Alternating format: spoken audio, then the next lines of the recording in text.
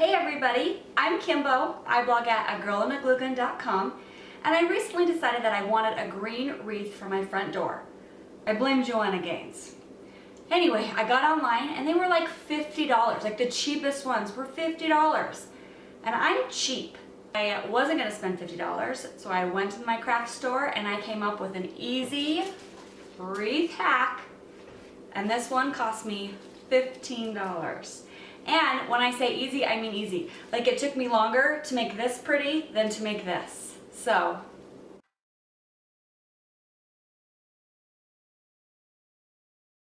here's what you're gonna need. A brown vine wreath. This one is $4. I got my stuff at Hobby Lobby and they had, everything was 50% off. So this was $4, so I got it for $2. And then you're gonna need a garland, and the garland can be whatever garland you fancy. I actually bought 4 garlands because I'm indecisive. The garlands were about $20. This one's $25. This one's $20. But like I said, everything was 50% off. And they also have coupons, so don't buy it full price. That's what's gonna make this hack awesome. So garland, whatever kind of garland that you like. And then you're gonna need some zip ties. And then maybe like some scissors to cut the zip ties and like a command hook if you want to hang it. But that's kind of just here nor there. So wreath, garland, zip ties. All right guys, so there's a couple different ways to do it. This is a 14-inch wreath. I made one that is a 12-inch wreath. It's a little bit smaller, and the garland went around perfectly twice. So it's either a 10-inch or a 12-inch. I don't know. Spot on. So this is one, and the garland went around 2 times. So if you wanted to do a huge 2-foot wreath, just a big massive one, the garland could go around 1 time, which so this one was a little bit more sparse. So this one looks way better with it wrapped 2 times around. But then there's some that are just really fat and they look okay wrapped only around 1 time. So depending on the size of your wreath and your garland, you'll have to see which one, if you want to go around 1 time or around twice. So this is the one that I'm going to do for my front porch. It's a brown color, and so this bright green looks really good on it as opposed to the other greenery. I mean, I'm still making all the other wreaths because I thought they'd make great Christmas presents, but this one's for me. So what I do is I start with this end. There's always a long end that it hangs with, and I just kind of tuck it into the wreath to keep it into place. And then I'm going to just go around it.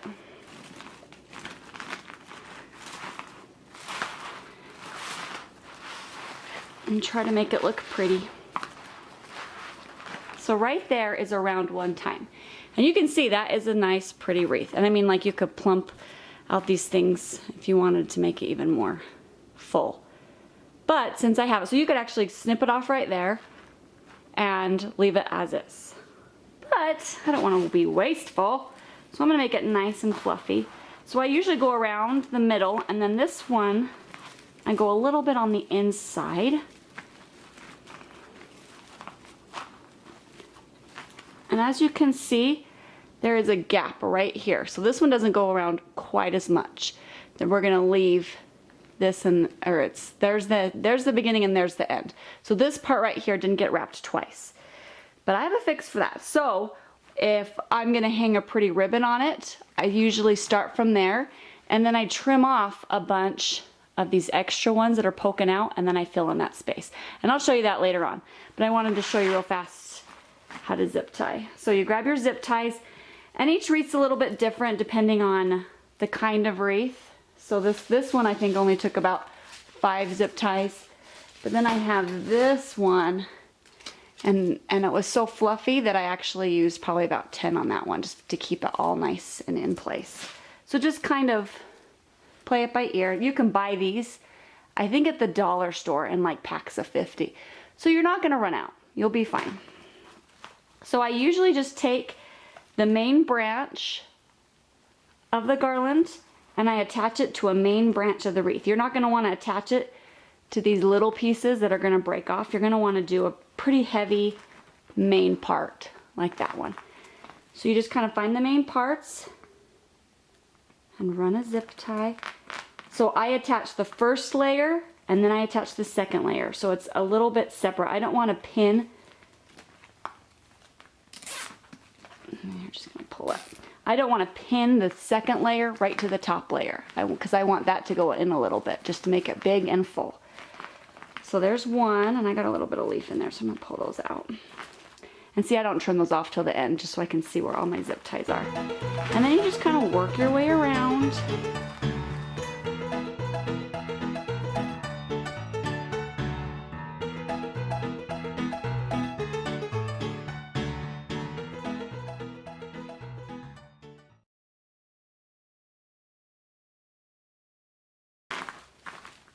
So I'm zip tying the second layer a little bit on the inside of the wreath. So it's not on top, it's just gonna be right there next to it.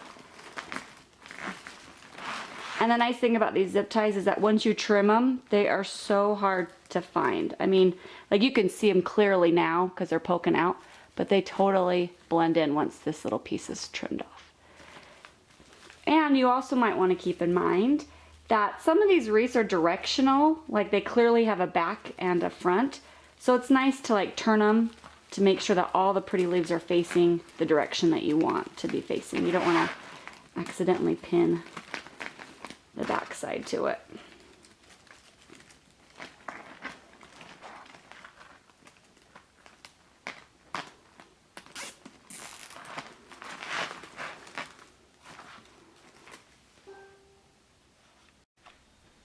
All right, here's a wreath that I'm finished with as far as zip tying it on. And you can see this is the part that didn't get the second layer. So there's one, and then it stops right here. So I'm gonna be hanging, that's gonna be the top of my wreath. Or if you're gonna put a big bow on the bottom, it could be on the bottom of your wreath.